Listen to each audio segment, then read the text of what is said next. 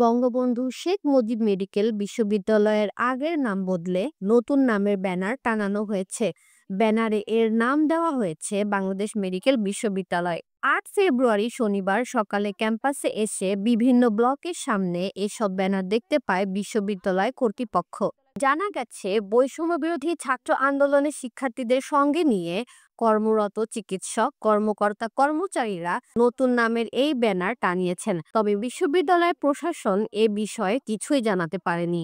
বিশ্ববিদ্যালয়ের ভাইস চ্যান্সেলরের একান্ত সচিব মোহাম্মদ রুহুল কুদ্দুস বিপ্লব বলেন, নতুন নামের ব্যানার আজ সকালে এসে দেখতে পেলাম। তারা যে নাম দিয়েছেন এটা সহ আরো কিছু নাম বিশ্ববিদ্যালয় কর্তৃপক্ষের প্রস্তাবনায় রয়েছে। নাম পরিবর্তন নিয়ে মন্ত্রণালয়ের সঙ্গে আলোচনা চলমান আছে। আগামী 2 থেকে 3 দিনের কর্মদিবসের মধ্যে এ নিয়ে দাপ্তরিক সিদ্ধান্ত আসতে পারে। বিশ্ববিদ্যালয়ের উপাচার্য অধ্যাপক ডাক্তার এ.কে আজাদ বলেন, বিশ্ববিদ্যালয়ের নামের বিষয়ে এখনো চূড়ান্ত কোনো সিদ্ধান্ত হয়নি। অনেকগুলো নাম আমাদের প্রস্তাবনায় রয়েছে। ছাত্রদের সঙ্গে পরামর্শ করেই কর্তৃপক্ষের সিদ্ধান্তের ভিত্তিতে অচিরেই নতুন প্রজ্ঞাপন আসবে।